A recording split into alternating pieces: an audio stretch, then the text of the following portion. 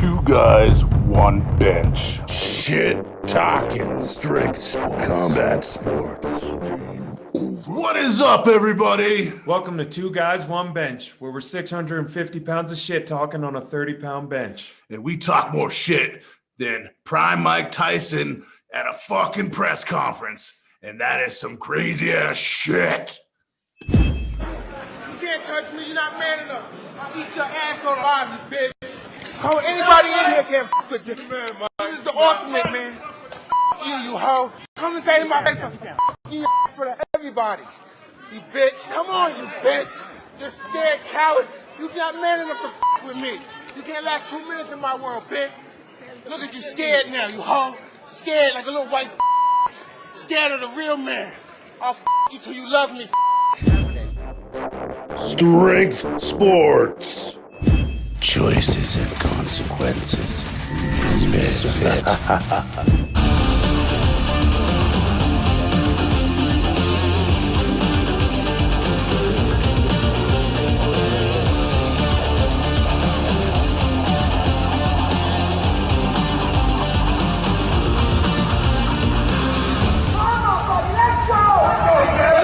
on, Dane.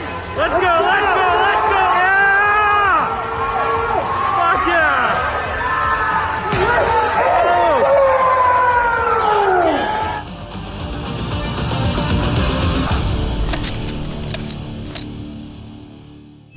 Okay, everybody, we just got off a Zoom call with the amazing one and only Dane Dillon.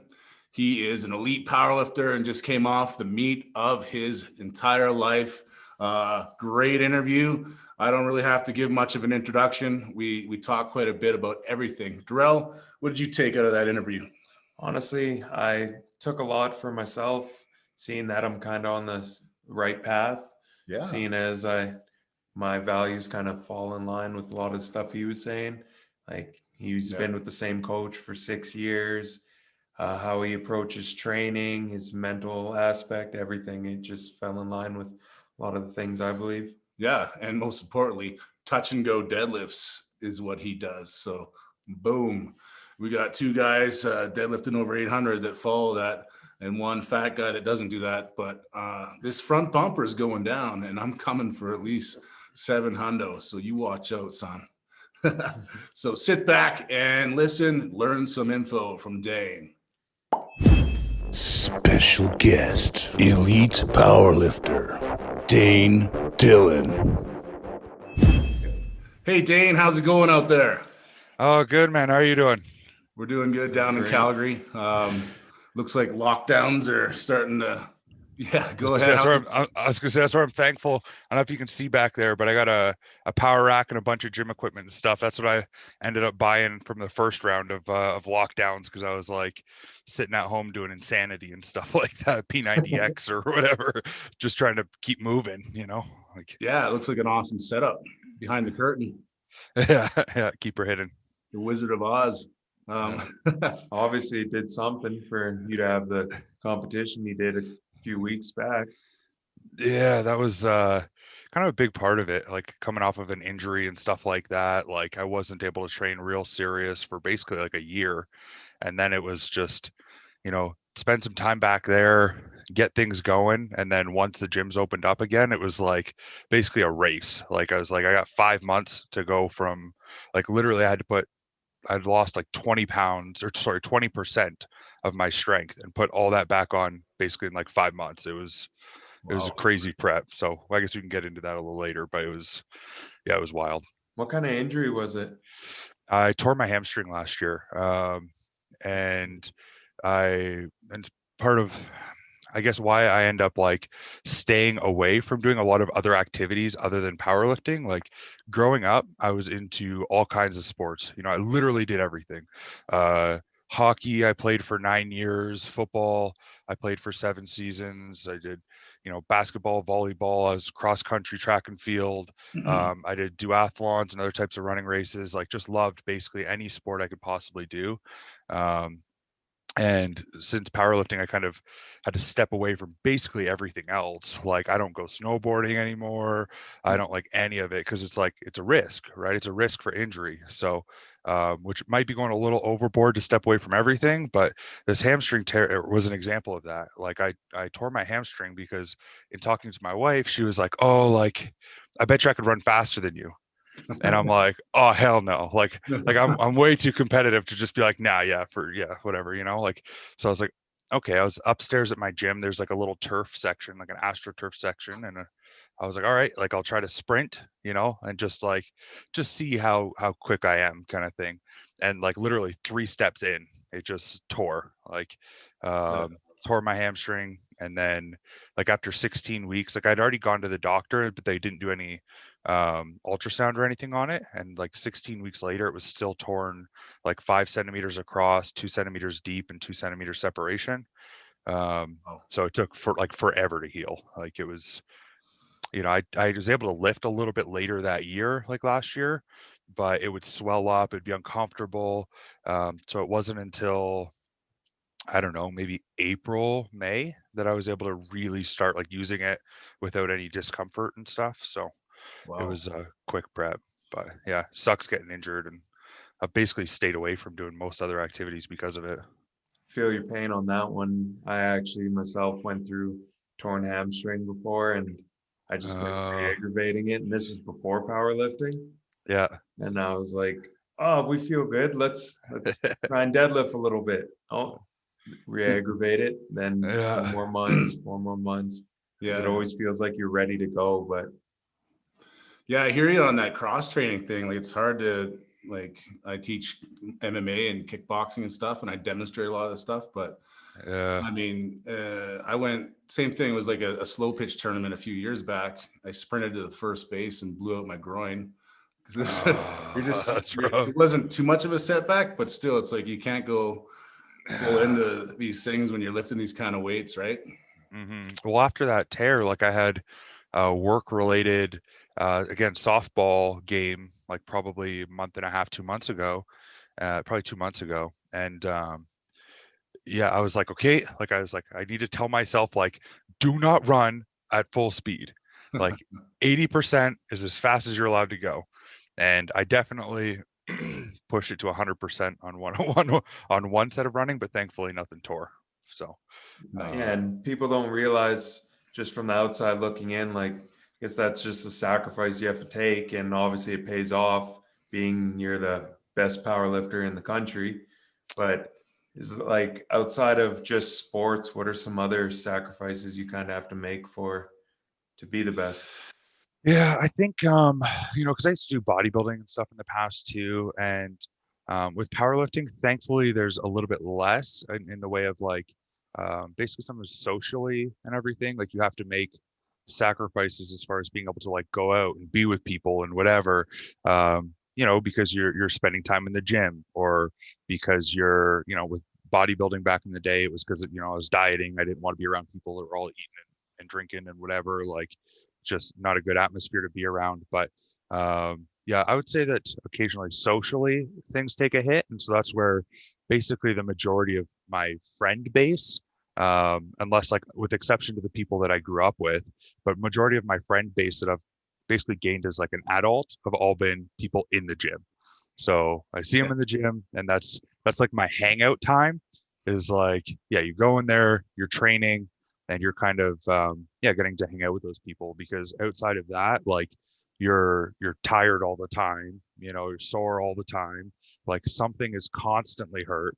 Like, at least for me, it's like, if it's not my hamstring, it's my knee. If it's not my knee, it's my forearm or whatever. Like, my pec is strained, like something is always not feeling 100%. And that's definitely like basically a sacrifice. Is like, if you are training at a super high level, like, it is going to be very rare that you will walk around feeling 100%, with no strain, no injury, with nothing going on, Yeah, 100%. I mean, Darrell and I lift as well. We both know the feeling. Like, Darrell, the other day, he's like, I can barely walk. We did a mock meet in the summer, and I basically kind of blew my knee out the week before.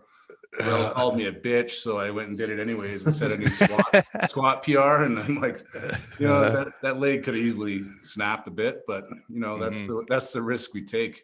Talking about big risks, I mean, that last meet was amazing. You just put everything together for the best, meet you've ever had, and a bunch of Canadian records. So let's just go through that day. What was going through your head, and to hit a big squat PR that you did. That's, as well as us, the first thing is getting that first squat on the board. And that's the most nervous thing for me anyways. I don't know. Oh yeah, for sure. Like I mean, going into it, like literally everything else I do in life, like, whatever, cool as a cucumber. Like I can do a job interview, I can do whatever, like I'm chilling. I can do a presentation in front of a bunch of people, completely fine. I got to go and like lift a heavy weight, even if it's not in a competition. Like even in prep, like I'm nervous. Like I'm thinking about it for days in advance. I'm, nervous thinking about it. And so on that day, yeah, of course, going into the squat, that was for me going into the meet where I thought I stood the best chance of like setting a personal record for myself. I was like, okay, like squats are feeling good. They're feeling strong. I shouldn't say they're feeling good. They're feeling strong, but I was having a lot of knee pain and stuff going into it. And so I was like, all right, I went in, I did my opener and stuff, and that felt good, but I had to make a decision. And I was like, well, it's off the plan, but my knees were just feeling sore. And I'm like, something might snap here. Like, I don't know how many heavy squats I've got in me. So my goal was to squat over 800. So I made a 60-pound jump for my first and my second attempt. And I was like, let's just go for it. Right. Like, I've never done 800, but I was like, let's go for it. Hit 804 or 804 point, whatever it is, 365 kilo. Just went for it, and it thankfully worked out. And actually it went really fast, but like after my knees again were just even more sore. Like, I don't know if it's tendons or what, like eventually I might have to get it looked at, but I've never had knee pain in my life up until a month before this competition. And yeah, basically was able to make it through that second squat. And I was like, oh, maybe I'll try a third, but just a little bit more weight. And then at that point, I talked to my coach after I'd already given just like an 11-pound jump.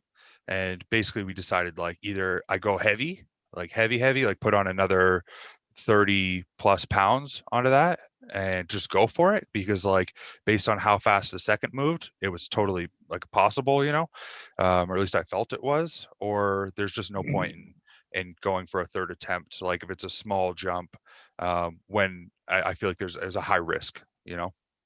Is that usually how you'd approach things at any meet? Kind of like it's either I can make a big jump on the third or just save my legs for deadlift later? Normally now, like in every meet that I've done, pretty much with the exception of one, I've at least like attempted all 3 lifts on each. So there was one meet before where basically I walked the bar out and felt like it was slipping down my back, and I just walked it back in. And so that was the only time I guess you could say I never took that attempt. Normally I would just kind of go for it based on, if I feel like I can do more. If I was ever at a point where I was like, yeah, there's no way I'm doing any more than that, then yeah, I would just call it, because there's no point in putting that extra stress on your body, In this particular case, I ended up doing that second and being like, I could lift more, but like just the risk to reward ratio was not good. Like if I want to be here for bench and squat, like I should just be happy with what I got. And so I did that big jump to make sure I got there. Normally I do an opener that I'm super comfortable any day of the week with, kind of thing. Usually there's something I could do for reps. And then my second attempt is usually like, it's not where something I'm not sure I can get. Like it's always something I'm 100% sure I can get, or at least like 95% sure that I can get, where it's like 98% effort, like not quite 100% effort, but like real close. And then my third attempt is where, yeah, you go all in, which is what ended up happening later in the day on deadlift. So yeah, you moved on to bench. You hit a pretty good bench, 518, right? And then that's not your best, but you kind of moved pretty quick. You mentioned a pec strain earlier when we were talking. Were you dealing with one leading into that meet, or were you just kind of doing what you needed to so your back wasn't maybe too tired for deads? Yeah, thankfully, going into the meet, I was like, other than my knees, I was feeling pretty healthy. I ended up straining the pec on my last attempt deadlift. So basically, like as the day goes on, like more and more things were hurting. So when I'm training normally at the gym, like you'll see a lot of people that are going max effort and whatever. And on my compounds, I'm base almost never max effort unless I'm doing like as many reps as possible type set. For the most part, I'm doing like sub-maximal training just because the loads end up getting so heavy and so hard on my body.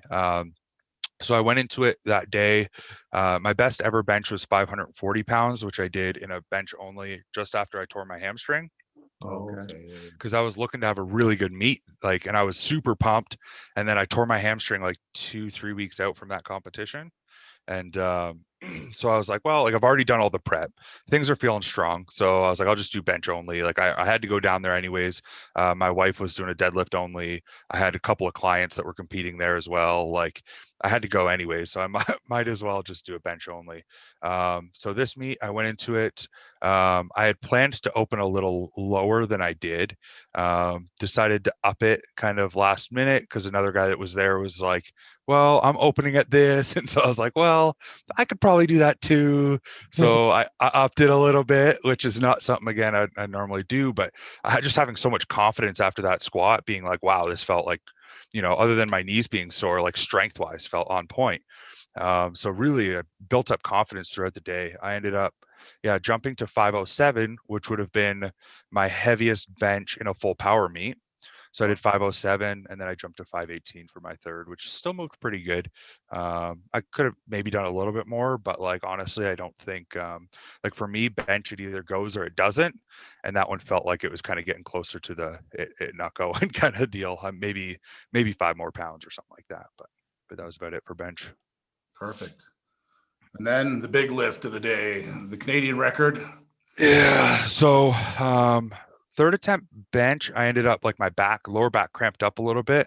Thankfully, my wife was trying to massage it and stuff in between. She was like amazing all day. She I couldn't ask for anything better, man. She was like just basically babying me all day. Anything I needed, like I'd like literally go to turn around to like get a sip of water and she'd already be handing me the water. Like it was just crazy how in sync we were. But so having a person there is just amazing for that. But going into deadlift, I like before the meet, the most I had deadlifted kind of leading into it was 805, like in training in the last little bit. And honestly, like they were moving okay, but really not as fast as I've moved 805 before. And like in the gym, like I've done 805 for reps before. And this was like, yep, I could do 805 for one and that's it, So going into the meet, I was like, yep, like low eights, maybe 843. I was thinking like, and I got there and again, like I just built momentum. Like my squat went better than I expected or as good as I expected. But actually, like I said, still felt lighter. My bench went better than I expected. I got to squat and I'm very confident I got to deadlift and I'm very confident in my deadlift. Like that, like if I can do it in the gym, like it doesn't matter. Like I can for sure do it every single time, like on the platform. So I opened at 805. And then thought from there, like basically just before I went out for that, I was like, okay, so they always want your second attempt like right away, right? So I was like, I have to do some calculations here. What's my total at? What do I need, like if I want to actually improve instead of like a PR total or something? Going into the meet, I never thought I would even come close to a PR total. Like I was like, if I break 2100, I'll be happy, but 848 was what I needed to PR my total, and I've just PR'd it by like a few pounds or whatever. But I was like, that'd be awesome, if I can even do that. I got that deadlift, and then I was like, just before that one, again, I was thinking ahead. I'm like, okay, what do I need for a 2100 pound total? And it was 881, which I've done before in the past, like 400 kilo. I've done it one time. Technically, I don't know if you guys ever heard this story. In 2016, I was deadlifting 881 in the 275 class, and one of the collars fell off. All the plates went off. It was, yeah, it was a bad time. It was a bad time. Yeah, not too happy about it, but it took a couple of years for me to get it eventually again. And basically, yeah, so I've done it one time, and I was like, I can either go and try to hit 2100, basically like 1,000 kilo even, or I could just go up a little bit more and technically like PR my deadlift and hit over a 2,100 pound total. Both things I never thought, like that wasn't even on my radar going into the meet, that was going to happen. And yeah, I was like, okay, like, I'll go for it. I got my 848, and then I went to the person like who was kind of marking it down, and I was like, so like sometimes I'll just ask advice I like talking to people. So I was like, all right, like, what do you think? Like, do I go tie my PR deadlift and get the 2,100 pound total, or do I try to get both the deadlift PR and the 2,100 pound total? And I mean, they just kind of laughed at me. Like, they're like, I wish I had that problem. But I was like, screw it, I'll go for it. Like, and as you guys saw, that was, yeah, a heck of a struggle. I had strained my lat, like my left lat, going into or from the first attempt at deadlift, and then the third attempt deadlift, I strained my pec. So by the end of the meet, like my whole left side of my body, it was my left knee that was buggered, my left lat was strained, my left pec was strained. I blew out blood vessels in my left eye. It was just everything on, like, it was like I got hit by a bus on that side of my body, like could barely walk. But yeah, it was amazing. Like way better, like I said, than I expected. It was not the plan. The 800 pound squat was the plan, and everything else was just being confident. And yeah, just feeling like, you know what, like I can do this. Like I put in the work. It's possible. So That's crazy, especially coming off of a year with all the setbacks that we've had when in gyms shutting down and stuff like that. And you talked about training sub maximal, and I'm just wondering, how do you deal at your high level with having a bad day in the gym? Do you just like call it a day? Do you push through? Kind of what's your mental approach? yeah, so it depends like on the cause of the bad day. So if it's a bad day because something like hurts, um, I'm a guy that is not afraid to rest. So if something actually like hurts, doesn't feel good, I'll try to work around and do some other things. Like if, my hamstring was hurting, maybe I do some quad focused work. When my knees were hurting, like for the last few weeks before the competition, I'd go in and I'd squat, and my knees were just shot after that. I would do like a couple of sets of hamstring curls, and that was it. Like that was my day. Like I'm not afraid to call it. For the last few weeks before, I'd do like 2 weeks training on, 1 week off, like completely off, not deload, just off. 2 weeks on, 1 week off, 2 week on, 1 week off. And just because like body just can't handle it. So in other times, like if I feel like I'm having an off day, if it's a mental aspect, then I'll, do basically sit there and almost like self-reflect, like, what are you doing here, man? Like, if you want to be one of the best, you got to figure something out here, because this is not working. So again, it was, I don't know, 4 or 5 weeks before the competition. I was doing 725 on deadlift, and I was supposed to do a set of two, and I tried it and I got like 1.5, and I'm like, you're being a half-hearted like piece of crap down here. Like, you need to step things up, So I sat there and I beat myself up about it for a little bit, and I got up and I did it for 3. So it was purely mental, purely just not having that drive in me. I think that mental is a huge part of the sport. Like I said, in my basement, deadlifting 805, like on the platform, deadlifting 887. Just that mental aspect of being able to tune into something else, it's massive. But for the most part, because I'm training sub maximally, like if I'm having an off day, then I can still do whatever I'm supposed to do, because it's not supposed to be a max effort anyways. It just doesn't feel as good, so where it's like, yeah, I'm kind of bummed, kind of, like I said, sometimes beat myself up a little bit about it. But at the end of the day, it's like I went into the gym with a plan in mind and I accomplished that plan. So can't be too upset about it. Not every day is going to be perfect. I think that it's important to set yourself up for success. Like don't be going into the gym hungover, having not eaten that day, have not drank enough fluid. Because those things, like, the only person you can be mad at is yourself. Like you if you don't set yourself up for success, like how are you going to expect to be successful? So Makes sense. Yeah. I was wondering, like, Darrell is actually one of the only guys besides you and a small handful to hit over 800 on a deadlift in Canada. Conventional, by the way. What is you have any tips for him? Because his dream is to eventually maybe hit 900, I think, right? At least I want to do 400 kilo one day, at least. You like Dane? Yeah, 400 kilos is an amazing feeling, when you get it, first off.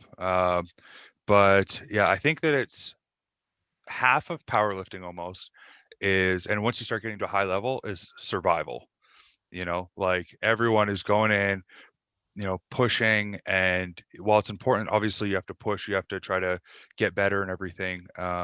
You also have to literally survive. You have to, get less injuries than the next guy.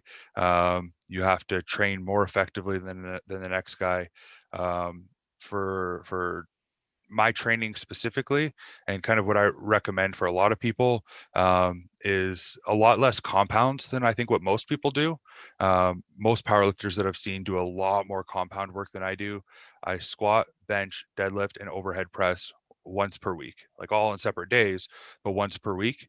And I'll do anywhere from 2 to maybe 5 working sets. And then after that, I hammer accessories. I was training for football before and then for bodybuilding, and those accessories, the high volume work, whatever, is especially if you get into like blood flow restricted work, it's a great way to be able to train something, to fatigue it, and then to be able to still be able to build up that muscle and everything, with actually being able to use less weight. So yeah, if you're trying to work on that deadlift, of course, if there's something specific, I was always happy to check out videos for people. But yeah, it's just going to be consistency, survival, don't get injured, wherever you can help it. Like I said, sometimes sacrifices have to be made, and like, because if you go and you injure yourself playing softball or whatever, it sets you back, and you can get back there. But, I spent the last year and a half up until this competition basically not being where I was at. And, yeah, ultimately, like, it did set me back. Maybe I would have already deadlifted 900 if I didn't injure myself and literally not deadlift for a year. So Well, I also want to see your take on, because I actually saw that video you were talking about where you did the 720 for the triple. I think you had that on your Instagram. Yes, sir. And you pull with and do touch and go reps. Mm-hmm. Is that a way for you to kind of manage fatigue? Like less fatiguing on you overall? Yeah, it's funny because, like, there's some things that I do that I guess a lot of people find strange, and I do them partially because it's what I'm comfortable with. And so, for example, doing touch and go reps, I am very, very strong off the floor. I'm sure I deadlift 887 to the top, but I could easily get over 900 to my knees. So for me, a lot of people doing a dead stop rep is also training that power off the floor. To be honest, I don't feel like I need that as much. I feel like I'm very strong in that area. For me, it's that lockout portion. And so if I can do touch and go reps, I'm going to be able to do ultimately more reps, for me personally anyways, because starting from a dead stop on the floor requires more effort because you get slightly out of position. It's hard, especially being like heavier. Like, I'm not super heavy, but 310 pounds, like, for me to stay bent over and keep my hands on the bar in between reps, like, I can't stay in a good position, so I'm ultimately putting myself at a little bit more risk doing that. So if I can do those touch and go reps, and really what I'm working on the most is from my knees to a full lockout. Ultimately, of course, you're still working that bottom half, but yeah, for me, it's that top half that I always need the most work on. So that's part of why I do those touch and goes, which, like I said, people make fun of, but it's what I like to do. I hear So, it too, because I'm a big fan of them. I've yeah. seen a lot of result from them myself, and I have noticed like a lot of top deadlifters do incorporate them, and it's just good to hear your side of it. Yeah. Yeah. Awesome. Yeah, no, it's good. Two guys pulling over 800 doing touch and goes, that might be onto something, you know? Right, yeah. Also, I've had even I forget, there was, if it was Powerlifting Watch or whatever, one of those like Instagram pages at one point reposted one of my deadlift videos, and I forget what it was, like maybe 735 for 5 or something, but they added in like a little like boing, like a spring type sound every time I'd hit the ground, like kind of just like a little bit poking fun at it or whatever. But I'm like, hey man, like, you know, if that's what it takes for me to be able to train the best that I can and to be able to lift what I can and stuff, then like, you know, maybe it's not so bad. So Yeah, like obviously there's proof in it, because the first person I ever saw that really used it a lot, this was way before I was into powerlifting. I was watching the Olympia, and they had the powerlifting meet down there, and it was Jesse Norris was training, and I had no idea who he was. I just saw this smaller guy who's an absolute monster. And then when I check out his Instagram, everything's high rep and everything's touch and go. yeah.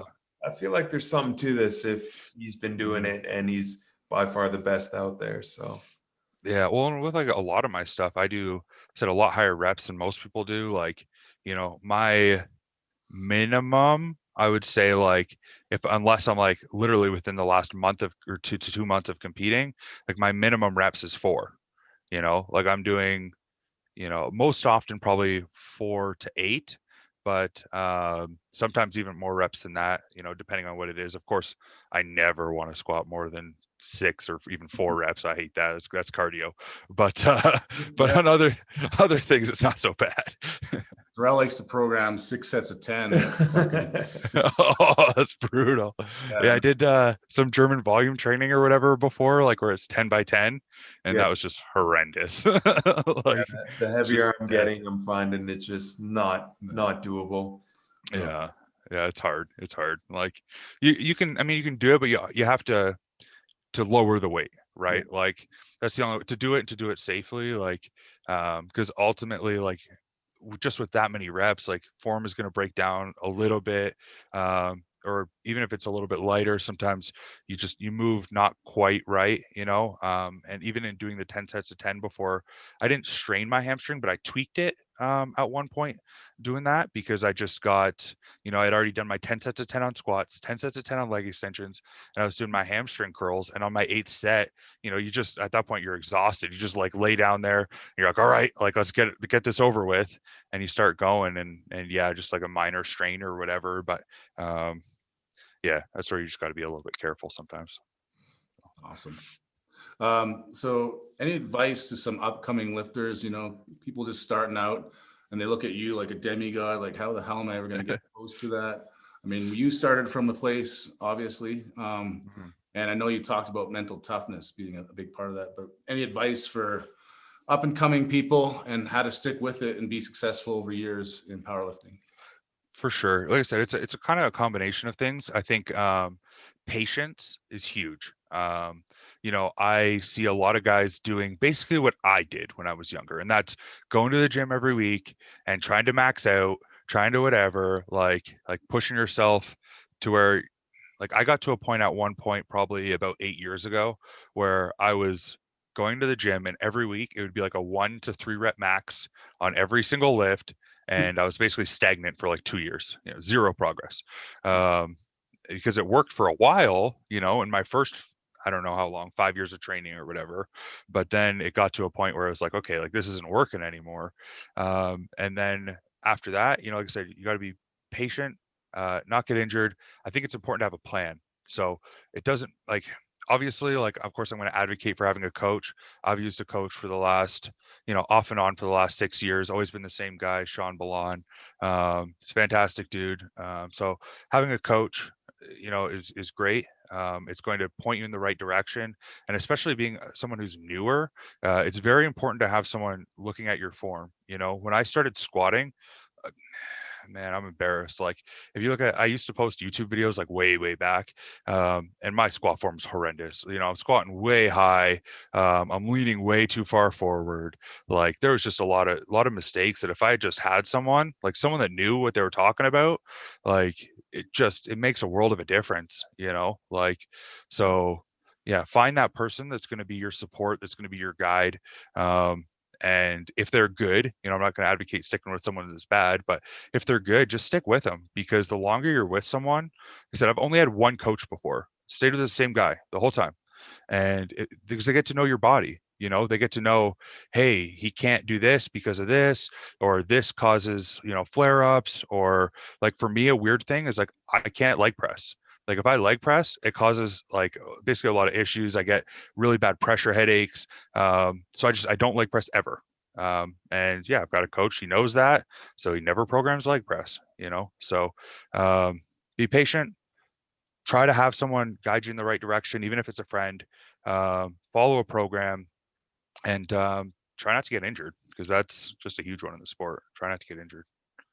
That's awesome, man. Like, obviously, best power lifter in Canada now. Like, I don't know if that sinks in.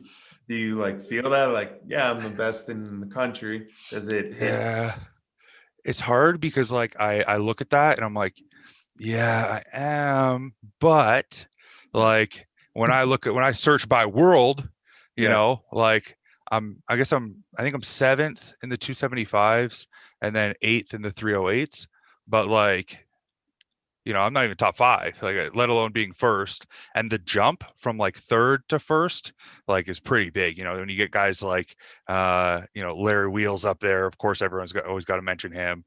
You know, Eric Lillibridge, just some of the numbers that those guys were putting out are just, you know, insane. And so that's always like, you know, I feel good about what I've been able to accomplish so far and everything. And you know, it's still very motivating and everything. You know, it feels great to have, you know, be in the position that I'm in and everything like that. But you know, I always strive to try to be the best at whatever I do. That's what always, you know, draws me in any sport or any activity that I do. I'm the kind of person that gets very focused on that one thing and push very hard to try to be as good as I can possibly be at it. And so, yeah, very happy, very thankful that I was able to do what I've been able to do, but always looking to improve.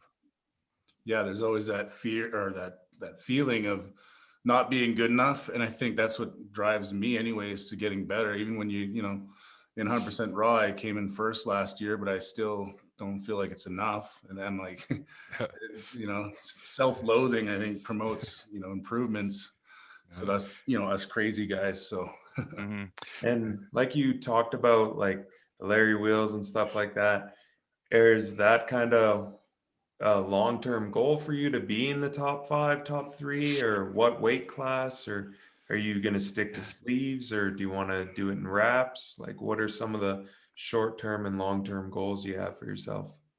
Yeah. So funny enough, just a quick branch off, like sleeves, I stick to sleeves, and I'll, for the foreseeable future, probably always stick to sleeves.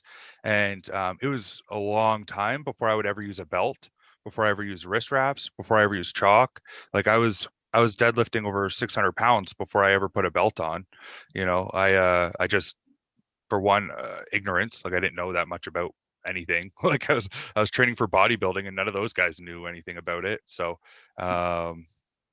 yeah, there's always like that component to it. But long term, it's really hard to say. Like, you know, I think at 308, of course, like I'm happy, I'm getting to eat kind of whatever I want. I'm really sitting like 310, 315, and that's great and everything. But I think for longevity, as far as just like health, I think it'll be important that I lose some weight. So in all likelihood, the next time that I compete, whenever that happens to be, you know, kind of taking some time after, like, I just accomplished literally every life goal I had. Over 2,200 pound total, squatted over 800 pounds. Those are kind of the two big ones. Cherry on top is getting a higher deadlift, you know, because 400 kilos was the goal. Now it's 4,025 I've gotten. But yeah, long term, probably move down to 275s. I think I stand a pretty good chance at moving up in those ranks. 308s and stuff. If I stayed here longer, of course, I think I can move up a little bit as well. But yeah, 275 I think is probably going to be a little bit healthier for me. Just 30, 40 pounds, probably actually 40 pounds less, just body weight walking around with all the time. It gets hard on everything, right? Like, yeah. So my wife makes fun of me because I'll go to reach my seatbelt and I'm grunting. I go to put on my shoe and I'm grunting, because it's everything is just it's not so easy all the time. So just being, I'm sure you know, man. I'm sure you know. Yeah, 360. I just the whole tie on your shoes and sit down and brush my teeth. So how do people get a hold of you? Maybe they want to do a program with you, online coaching. I know you do that. Do you want to give a shout out for that? Yeah, for sure. So my personal Instagram is just Dane, Dane, J. My middle name's Jacob, so J, and then Dillon, Dillon. So Dane J Dillon, that's my personal Instagram. Even if you just look up Dane, honestly, I'm probably one of the first people that come up because there's not many of us. And then you can either DM me there, or I do have a coaching page as well. It's just team. So team.ddts, which is Dane Dillon Training Systems. So team.ddts, DM me there. You can look at some of my other clients and see some of the success that they've had.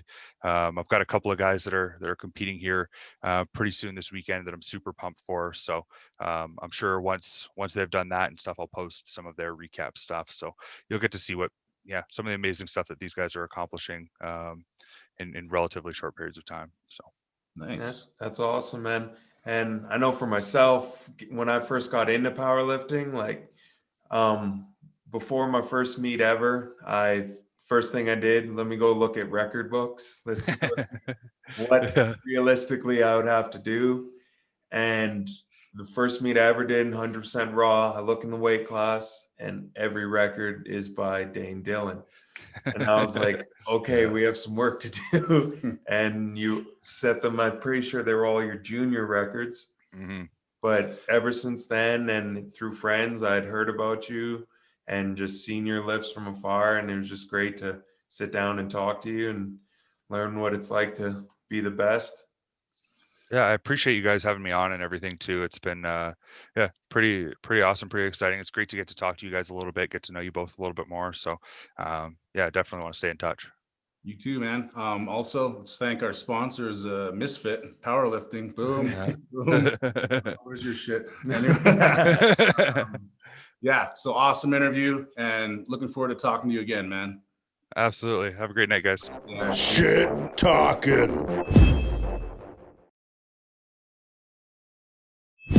For fuck's sake, your time has come. Hang 'em up. Please retire. All right, guys. We think you'll love our new segment. We call it Hang 'em Up. You don't have to retire, but you got to get the fuck out of here. Exactly. I mean, in our sports, combat sports, strength sports, there's guys, girls that just need to hang up them gloves and move on to something else because it's getting painful to watch. All right. First person I want to talk about is one of the pioneers in strongman, Brian Shaw. Now, this pains me because I always was a big Brian fan, loved him all throughout the years. But after all the hype leading up to World's Strongest Man and a very subpar performance, I think he needs to hang him up. Yeah, for sure. I mean, he came off kind of a lackluster performance again and again. And we're kind of, I love cheering the guy on. I thought maybe he's going to have this chance. And then, it doesn't work. And he's always switching things up. But if you watch, him on YouTube, he's got a pretty busy life, buying giant houses, building home gyms. He's out there clanging and banging, but not really. He's got 20 kids. He's got a wife to take care of. And all these companies he's building. I mean, as you can see, if you're not 100% focused, let's say with the world's strongest Hutterite, what's his name? Alexei Novikov. Number one. coined that term last week. The world's strongest Hutterite. You know, that guy ain't hanging out and building $1 million houses. He's living in a fucking shack out in Russia somewhere, swinging an axe. Ukraine, banging and clanging and not giving a fuck about kids, about what the fuck else is going on in his life. He's just fucking worrying about that beard and shaving that mustache so he looks like it's world's strongest Hutterite. Okay, everybody, so time to hang him up in MMA, and that is Mauricio Shogun. He's one of my favorite fighters over the years. I lived in Japan 11 years. I was at a lot of these Pride events. I saw him come in and destroy. He was one of the youngest champs ever. He was amazing. And then last weekend, he shows up with a 1-2 dad bod, flapping around, flopping around, looking like shit. God, he's bald now. And he's trying to get in there with these younger killers. And he basically got flattened out and his ass kicked, even tapped to strikes. So I think it's time to hang him up for Shogun. I mean, if you haven't banked enough money up until now, you got a fucking problem with gambling or whatever you do. So pack him up and hang him up. You can love your sport, but it's time to walk away. Time to walk, Shogun. For fuck's sake, your time has come. Hang 'em up. Please retire. All right, guys, tune in next week when we get a brand new episode of Two Guys, One Bench. Maybe I'll learn some Japanese. I'll have a rant of the week. Maybe Russ will teach us some shit. Maybe. You never know what we're going to throw at your asses. So tune in and find out. And don't forget to eat big. Train hard. And always be fight ready. Two guys, one bench. Shit talking. Strict sports. Combat sports. Choices and consequences. Misfit.